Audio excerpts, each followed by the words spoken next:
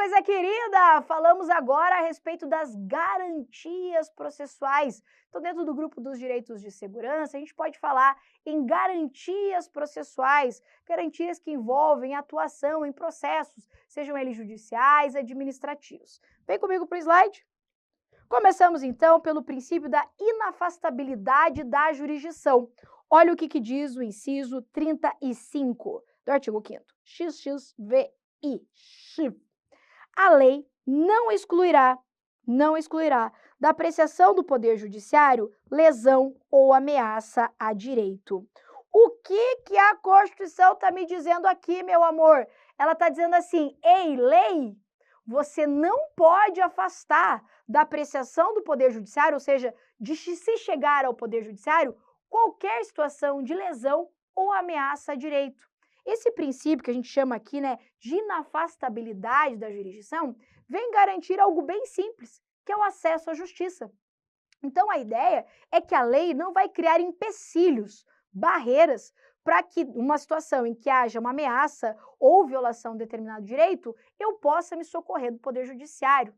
A ideia é simples, gente. A ideia é a seguinte, em situações de conflito, então uma pessoa diz uma coisa, outra pessoa diz outra, a gente não pode resolver essas coisas na base do soco. É ou não é? Claro que é, não diga que não. Claro que é, a gente não pode resolver na base do soco, né? Não, a autotutela não se aplica mais aqui. Eu tenho que levar os meus conflitos, as minhas controvérsias para o Estado, através de um órgão que é o Poder Judiciário. Então, o Poder Judiciário é o órgão do Estado, é o responsável do Estado por solucionar conflitos. Então, numa situação que tem ameaça ou lesão a um direito, eu vou me socorrer de quem? Quem vai me proteger? Chapolin Colorado? Não é Chapolin Colorado, meu amor. Na hora do vamos ver, quem que deve solucionar os conflitos? O Poder Judiciário. É isso que a Constituição está me dizendo. Então, isso aqui, ó, garante o princípio do acesso à justiça, do livre acesso ao Poder Judiciário. Pode aparecer ainda na sua prova, que é o princípio, a garantia, que assegura o direito de ação. Então, o direito de mover ações judiciais. Ok? Beleza.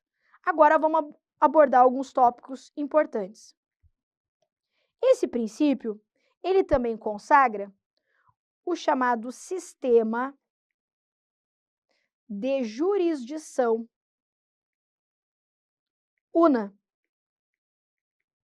O que é isso aqui? É um sistema que vai dizer assim, ó, deu treta, deu ruim, deu confusão, quem resolve isso é o judiciário. Então, é apenas o Poder Judiciário que tem como função típica aqui exercer a chamada função jurisdicional, porque é apenas o Poder Judiciário que pode solucionar conflitos de forma definitiva. Nós sabemos que a administração pública, né, o Poder Executivo, ele pode eventualmente solucionar conflitos, julgar coisas, mas as decisões administrativas, elas não decorrem do exercício de função jurisdicional.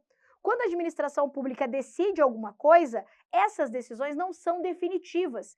Quem decide coisas de forma definitiva, fazendo aquilo que você já sabe, que é a coisa julgada, tornando aquele conflito imutável e irrecorrível, é apenas e tão somente o Poder Judiciário, tá? Então, é o Poder Judiciário, nesse sistema aqui que nós chamamos de jurisdição una, que é dada apenas a ele a competência, a atribuição de decidir as coisas de forma definitiva, fazendo coisa julgada. Beleza? Beleza. É um princípio que dá uma garantia tanto de natureza preventiva quanto repressiva. Como assim? Veja que essa garantia de acesso ao Poder Judiciário é dado tanto de forma preventiva quanto repressiva. Por exemplo, eu não preciso ter necessariamente uma lesão a um direito para me socorrer do judiciário. Eu posso ter uma situação de ameaça. Veja que a Constituição, ela fala assim, quando houver lesão ou ameaça a direito. Então, eu já posso buscar o Poder Judiciário, eu já posso buscar aqui para que o meu direito nem seja violado. Então, por isso que ele é uma garantia que tem natureza preventiva e repressiva. Sabe como que vem isso aqui em prova? Vem dizendo que a garantia constitucional do acesso à justiça possui natureza apenas repressiva. Errado. Tem natureza preventiva e repressiva, ok? Tá. Entretanto, vou colocar aqui primeiro, que essa garantia de acesso livre ao Poder Judiciário não impede o estabelecimento de regras processuais. É como se eu dissesse assim, ó, é livre o acesso ao Poder Judiciário, mas não é bagunça, entendeu? É livre, mas não é bagunça. Isso aqui, então, é livre, mas é uma liberdade organizada. Então, o acesso ao Poder Judiciário, ele pode sim ser regulado. Ou seja, eu posso ter regras processuais que eu preciso cumprir para poder me assegurar, para poder me valer do Poder Judiciário, ok? Complemento ainda de que nem todo ato está sujeito à apreciação do Poder Judiciário. Existem atos não sujeitos ao Poder Judiciário. Quer ver que você sabe, você só não sabe que você sabe? Por exemplo, o mérito administrativo. É ou não é? O mérito das decisões administrativas podem ser controlados pelo Poder Judiciário? Não pode. O Judiciário pode controlar a legalidade dos atos administrativos, mas não o mérito deles. O mérito administrativo está numa esfera de não controle do Poder Judiciário. Então veja que a ideia é do acesso, dessa liberdade, mas nem tudo está sujeito a controle do Poder Judiciário. Um outro exemplo que também sempre aparece em prova de ato que não é sujeito à apreciação do Poder Judiciário é a decisão do Senado, no caso do impeachment. Então, vou colocar aqui, ó, decisão, por exemplo, decisão de mérito do impeachment. Como assim? A decisão do Senado que decide se o presidente deve ou não ser impeachmentado, se ele deve ou não sofrer a sanção de afastamento, é uma decisão do Senado. Não cabe ao Poder Judiciário dizer, não, mas você tinha que ter impeachmentado, ou não, fez errado ao decretar o impeachment.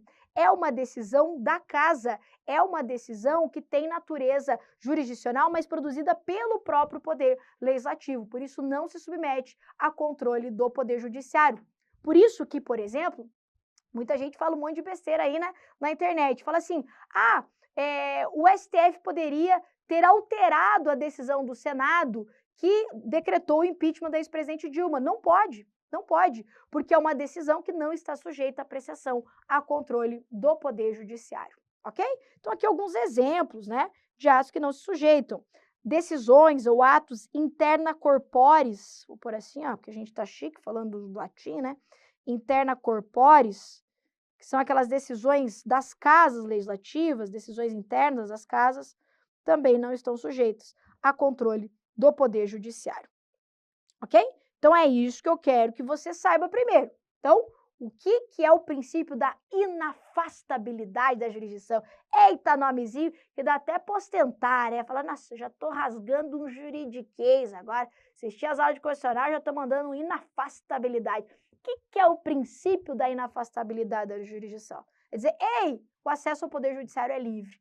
Ei, todo mundo aqui, ó, estou garantindo o acesso à justiça. Ei, tem situação de lesão a um direito? Estão ameaçando um direito seu? Saiba que você pode contar com o Poder Judiciário. É nessa ideia, é nesse sentido. Lembrando que isso não impede que se estabeleça regras. Lembra que é livre, mas não é bagunça, né? Então tem que seguir regras processuais para ingressar no Poder Judiciário, que nem todos os atos se submetem à apreciação do Poder Judiciário. Esse princípio ainda nos estabelece mais uma coisa importante, que eu não preciso esgotar as instâncias administrativas para me socorrer do Poder Judiciário. Vamos anotar isso? Isso é bem importante. Então, o princípio da inafastabilidade vem me dizer assim: ei, você não precisa, então não é necessário o esgotamento das vias ou instâncias administrativas para se socorrer do Poder Judiciário. Então, a gente não tem a chamada instância administrativa de cunho forçado, como pode aparecer aí na sua prova. Vou te dar um exemplo. Imagine a seguinte situação. Imagine que você recebe uma multa de trânsito, ok? Legal. Legal não, né? Ninguém gosta de ser multado. Mas você recebe uma multa de trânsito. Eu pergunto, se você quiser, você pode discutir essa multa, se ela é justa, se ela é certa, né? Se ela foi aplicada de forma legal aqui ou não, no judiciário direto? Pode. Você não precisa recorrer administrativamente dela para se valer do Poder Judiciário. É isso que a Constituição está dizendo. Então, você não precisa esgotar as instâncias administrativas para ir direto para o Poder Judiciário. Vou te dar um outro exemplo. Imagine que exista um processo administrativo disciplinar contra você instaurado, um PAD. Então, você, servidor, tem um processo administrativo instaurado contra você. E nesse processo, você recebe uma punição. Sei lá, aplicaram para você uma pena de demissão. Coisa bem horrível aqui. Então, teve uma demissão no serviço público. Nesse caso, você pode recorrer administrativamente? Pode. Mas você é obrigado a recorrer administrativamente para você poder ir para o Poder Judiciário? Não. Você pode ir direto para o Poder Judiciário, sem necessariamente esgotar as instâncias administrativas. Estou repetindo? O princípio da inafastabilidade da jurisdição, do acesso à justiça, me garante que eu não preciso esgotar as instâncias administrativas, recorrer até a última instância administrativa, para daí poder buscar aqui, né, o auxílio, né, a base do Poder Judiciário. Só que olha só, essa é a regra. Há exceções, e elas que nós vamos ver agora. Então, a regra, não preciso esgotar as vias administrativas para me socorrer do Poder Judiciário. Vamos analisar as exceções, então. Olha só. A primeira exceção é a chamada justiça desportiva. Eita, que isso aqui é difícil. Justiça desportiva. Você vai encontrar isso que eu estou falando no artigo 217, parágrafo 1º da Constituição Federal. O que é a justiça desportiva? Olha que doido isso aqui. A justiça desportiva, apesar do nome justiça, não é órgão do Poder Judiciário. A justiça desportiva é uma instância administrativa. Então, de acordo com a Constituição, no caso que envolve, né, conflitos de desporto, conflitos que envolvem atividades desportivas, eu preciso esgotar as instâncias administrativas da justiça desportiva para daí buscar o Poder Judiciário. Por isso é uma exceção. Então lembra que a tia falou, presta bem atenção aqui na tia. O que a tia te falou? Que eu não preciso esgotar a instância administrativa para correr para o Poder Judiciário, salvo se for justiça desportiva. Porque se a questão envolver o desporto, as práticas, as competições desportivas, aí eu preciso esgotar as instâncias da justiça desportiva para daí ir para o Poder Judiciário. Professora, a justiça desportiva, então, não é do Poder Judiciário? Não. Então, por que eles chamam de justiça? Também não sei. Entendeu? Eu queria pegar o Jânio, que inventou chamar justiça desportiva. Tem nada a ver com justiça. É só porque é parecido com o Poder Judiciário, mas não é um órgão de natureza jurisdicional, não integra a estrutura do Poder Judiciário. Tá? Então, essa é uma exceção. Então, no caso da justiça desportiva, vai ter que esgotar as instâncias dela para poder buscar o Poder Judiciário. Um outro exemplo aqui que eu trago para você é o habeas data. O habeas data. O habeas data é um remédio constitucional que visa garantir o direito à informação. Só que o habeas data, que é uma ação judicial, ele só pode ser feito se você tiver pelo menos iniciado a instância administrativa. Então, assim, você tem que chegar perante um órgão público e falar assim, ei, quero conhecer informações minhas que você tem aí cadastrado. Aí, se o órgão da administração fala assim, não dou, aí que você pode fazer habeas data. Você está entendendo? Mas se você não pedir administrativamente, se você não iniciar ali a instância administrativa, você não pode se valer do Poder Judiciário. Então, por isso que é uma exceção. Então, não é assim, eu acho que se eu chegar lá na Receita Federal, por exemplo, eles não vão me dar as minhas informações. Já sei, vou fazer habeas data de cara. Não pode. Entendeu? Então, para fazer habeas data, que é um remédio que serve para você conhecer, retificar informações suas, você primeiro tem que ir lá, falar, ei, quero conhecer, ei, quero retificar. Aí eles vão dizer assim, não pode. Aí que você vai para o Poder Judiciário. Por isso, uma exceção. Outra exceção que eu trago aqui é o benefício previdenciário. Benefício previdenciário, que de acordo com o STF, só se admite, né, ação judicial para requerer o benefício previdenciário se houver aqui o pedido administrativo. Então, tem que fazer o pedido administrativo, negou, aí que você vai fazer o pedido judicial de benefício previdenciário. E por último, só para exemplificar mesmo, eu tenho a reclamação. Não são apenas essas, tá? Mas são as que aparecem em prova. A reclamação constitucional. A reclamação constitucional, ela só é cabível quando, por exemplo, diante de um ato administrativo,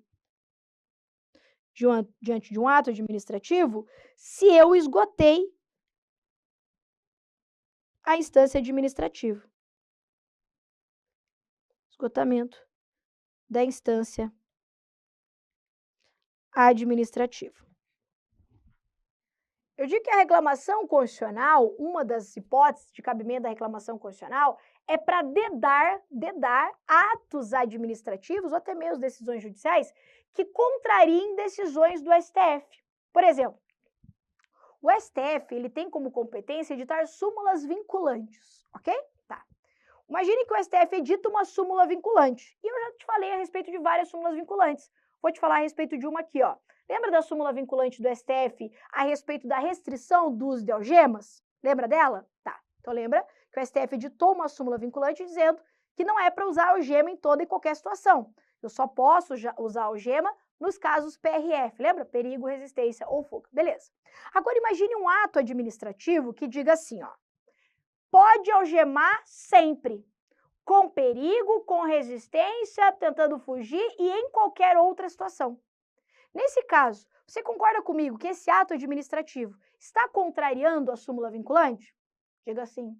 Sim, porque a súmula vinculante restringe, o ato administrativo está dizendo, ei, pode algemar quando quiser, uhul, e tal.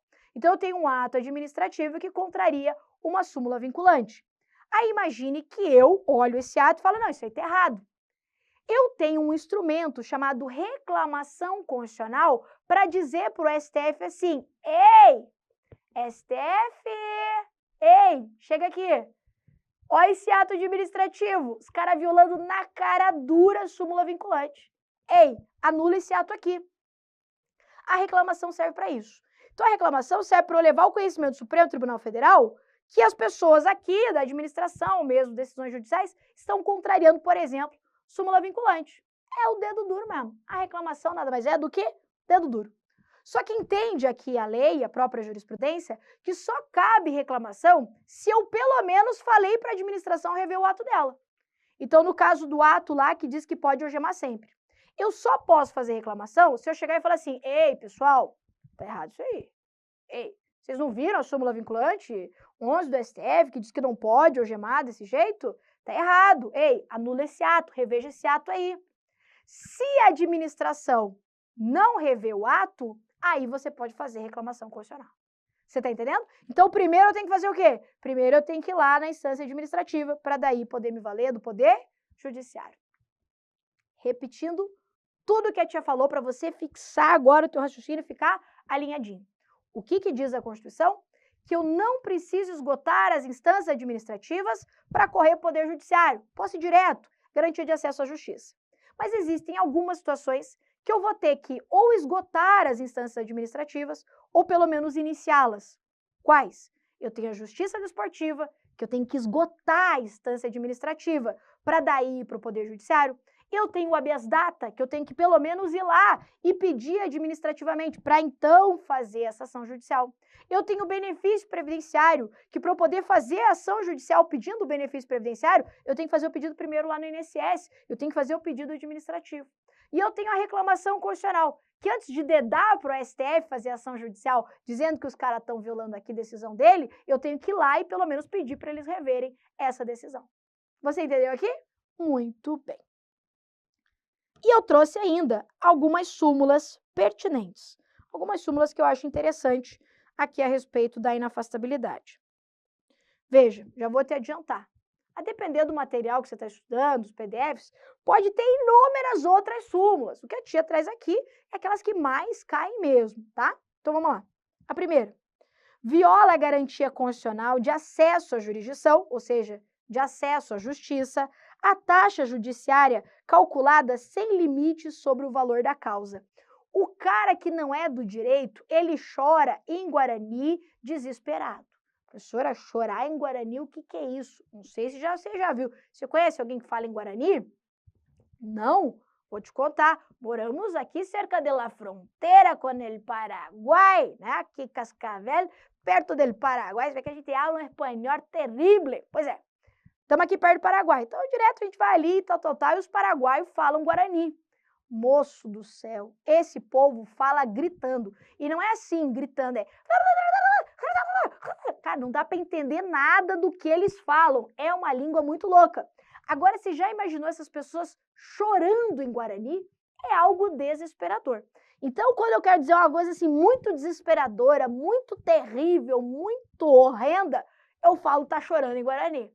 E o cara que não é do direito olha para essa súmula e fala assim: meu Deus do céu, o que é isso? E ó, chora em Guarani, é lágrima que corre e é desespero, mas calma, a tia tá aqui para isso, para facilitar, para te explicar o que quer dizer essa súmula. Geralmente quando cai, e pode cair em qualquer prova, porque é uma súmula do Supremo Tribunal Federal, ela vem literal, mas eu prefiro que você entenda do que você só decore aí, né, igual um babuíno. Então vamos lá, o que ele está dizendo? Que viola essa garantia, essa que a gente está estudando, da inafastabilidade da jurisdição, do acesso ao Poder Judiciário, a taxa judiciária calculada sem limite sobre o valor da causa. Vou te exemplificar. Todos os processos judiciais têm um valor. Quem já fez ação judicial já sabe disso, né? Todo processo judicial tem um valor, que nós chamamos de valor da causa. Esse valor da causa não quer dizer que é o valor que você vai ganhar ou o valor que você vai perder, não. É um valor aproximado, estimado daquele processo. Ai, professora, mas a minha causa é de valor inestimável. Não, tem que ter um valor sim, tem que ter um númerozinho lá, nem que seja só para ficar bonito lá, mas tem que ter um valor da causa. Tá. Aí vamos imaginar que o processo lá tem um valor aproximado de 20 mil reais. Beleza. Os processos, eles têm custas, que você tem que recolher, que você tem que pagar lá, se você não tiver lá a justiça gratuita. Esse valor que é recolhido, ele é chamado de taxa judiciária. Um dos valores, porque são vários. Um dos valores é a tal da taxa judiciária. A taxa judiciária, que é um valor que você vai pagar de custas de despesas no processo, ela é calculada com base no valor da causa. Então, quanto maior o valor da causa, maior a taxa judiciária. Quanto menor o valor da causa, menor a taxa judiciária, justamente porque a taxa é calculada com base no valor da causa. O problema é que, dependendo do estado, os caras não estabeleciam limites a essa taxa judiciária. Então, vamos imaginar, 20 mil, beleza. Agora, vamos imaginar um processo, sei lá, de 2 milhões. Dependendo de como é feito o cálculo da taxa judiciária, o valor da taxa é um valor absurdo. Sei lá, imaginar a taxa judiciária aí, com base no valor de 2 milhões, dependendo do estado, seria, sei lá, tipo 200 mil de taxa judiciária. Não pode. Entendeu o STF, então, que o valor da causa, o valor da taxa judiciária pode ser calculado com base no valor da causa. Eu posso usar o valor dado do processo como base para incidir um valor de taxa ali para pagar as despesas. Mas tem que ter um limite. Então, processo que chegou até tantos mil, o valor vai ser sempre esse, não pode aumentar. Você tá entendendo? Por quê? Porque senão a taxa judiciária fica um valor tão alto, que a pessoa vai falar assim, eu não vou fazer ação judicial, muito caro, entendeu? Sai mais caro o molho que o peixe. Você tá entendendo? Então, por isso que, entendeu, o STF, que viola a garantia constitucional de acesso à justiça, de acesso à jurisdição, essa taxa judiciária calculada sem limite sobre o valor da causa. Então, pode calcular com base no valor da causa? Pode, só que tem que ter um limite, tem que ter um teto.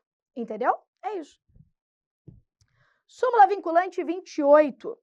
É inconstitucional a exigência de depósito prévio como requisito de admissibilidade de ação judicial na qual se pretenda discutir a exigibilidade de crédito tributário.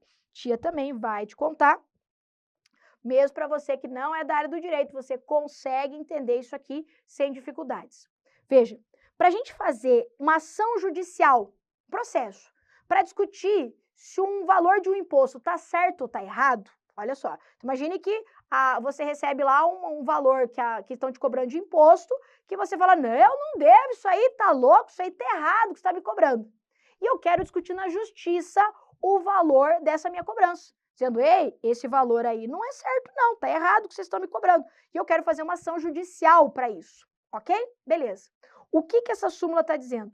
Ele está dizendo que é inconstitucional, viola a Constituição, se exigir um depósito prévio do valor aqui para poder receber essa ação. Vou te contar o que acontecia na minha época, logo no início, quando era formado, que ainda não tinha essa súmula vinculante. Para você fazer uma ação judicial, então, dizendo, ei, esse imposto aí, ó, tá errado. Isso que você tá me cobrando, meu Deus do céu, tá muito errado isso aí que você tá me cobrando. Eu tinha que depositar o valor que estavam me cobrando. Oi, que louco. Presta bem atenção, eu quero discutir na justiça, dizendo que o valor que eles estão me cobrando é errado. Só que para eu poder fazer isso, eu tinha que depositar o valor que eles estavam me cobrando. Faz sentido isso? Não, né? Então, por isso que gerou essa súmula. Então, o STF falou assim, ei, é inconstitucional você exigir que a parte deposite um valor aqui para poder receber essa ação. O que você faz com isso? Se a pessoa exige que tem que recolher lá o valor, depositar o valor, a pessoa fala assim, nem vou fazer ação judicial, vou logo pagar isso aí. Você tá entendendo? Então, por isso que entende que o STF, que isso viola a garantia do acesso ao Poder Judiciário. Maravilhoso? Muito bonito aqui o princípio da inafastabilidade. Essas duas súmulas estão já de bom tamanho para você. Muito bem, muito bem. Ficamos por aqui, então, nessa nossa aula a respeito da inafastabilidade da jurisdição, garantia de acesso ao Poder Judiciário. Muito importante para a sua prova. Espero que você tenha gostado e até a próxima.